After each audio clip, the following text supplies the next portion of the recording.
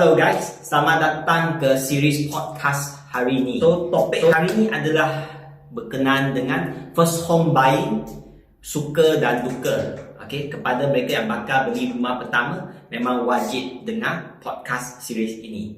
Okay guys, kita faham apabila kita dengan pasangan kita, dengan family kita baru saja nak buat komitmen untuk beli rumah pertama, of course dalam hati memang sangat excited lah.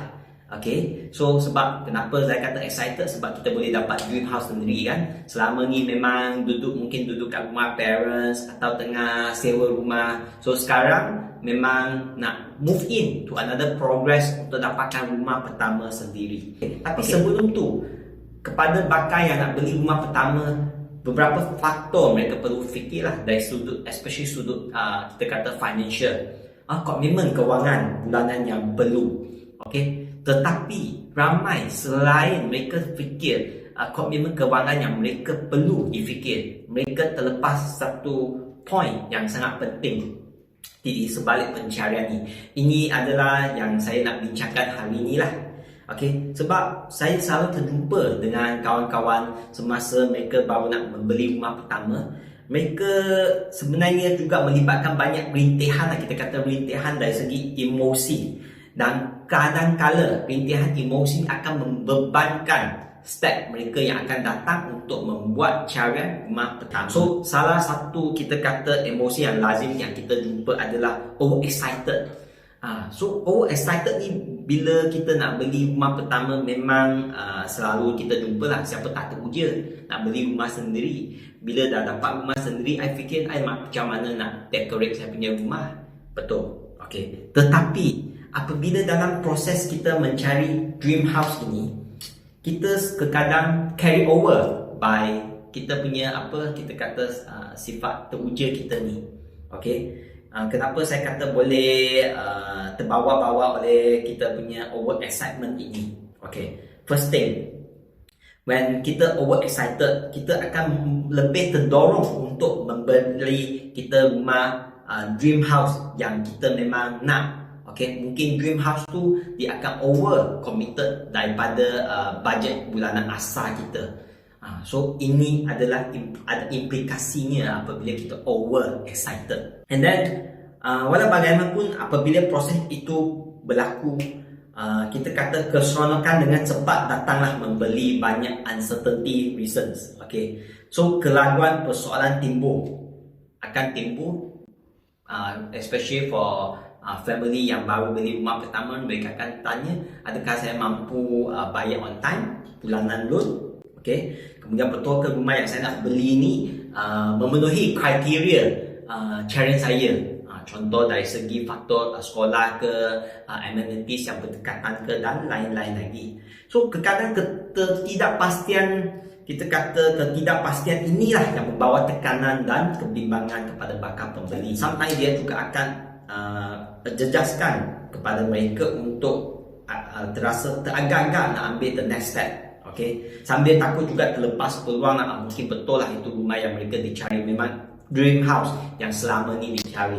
Okay, so kebanyakannya mereka akan bergelut dengan ketakutan dan membuat keputusan yang salah, atau mungkin mereka takut terlebih beli harga di luar pasaran. So semua emosi ni akan timbul. Kat sini saya nak ungkapkan beberapa cadangan atau nasihat apa yang saya nak sampaikan kepada kita punya first home buyer ni. Okay, first, anda perlulah kenali diri anda dulu. Know your needs. Anda kena kenali diri anda. Okay, a lot of kita kata prospek atau bakal pembeli rumah pertama, mereka tidak kenali diri sendiri. Dia tidak tahu apa yang sebenarnya dia nak. Dia terikut-ikut. Contoh kawan dia kata kawan dia beli taman ni, dia pun nak ikut kawan dia. Sedangkan mungkin kawan dia beli kawasan tu memang sejajar dengan dengan needs dia, tapi bukan sebesar kita kata bukan needs tu sepadan dengan yang kita nak beli tu, bukan. Kedua, kita perlulah membina kita punya inner circle. Okay, apa maksud inner circle di sini? Inner circle ni bermaksud let's say kita nak buat satu kata putus nak beli rumah pertama ni, kita kena ada inner circle dari segi kita punya agent hartanah yang profesional. Okay, mereka boleh bagi cadangan yang bagus berdasarkan berdasarkan needs kita. Okay. Kedua, mungkin sama financial planner punya member atau kawan. Okay, mereka boleh bagi a lot of this, kita kata good advice tentang financial status kita. Contoh, let's say income kita sebegini banyak, so sepatutnya kita tidak berhutang melebihi daripada apa yang kita ada. Okay, so that's another point. Tu yang penting adalah kita punya family members lah. Sokongan daripada family members sangat penting lah, kawan-kawan. Okay, kenapa saya kata begitu?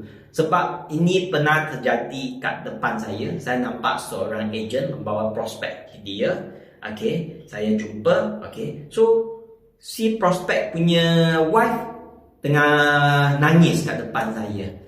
Kenapa dia menangis? So I tanya, rupanya suami paksa isteri untuk committed untuk beli rumah pertama mereka, bawa nama wife. So benda ni kita perlu kaji, kita perlu ada persefahaman antara suami dan isteri. So kalau tiada persefahaman ni, kes-kes kita kata sebab over excited, benda ni akan mendorong kepada isu-isu kita kata emosi yang lain. Kita perlu faham, akhirnya kita buat secara kesimpulan, kita perlu faham cara nak beli rumah ni, kita kata proses ni memang ada perjalanan yang ada pasang surut dia.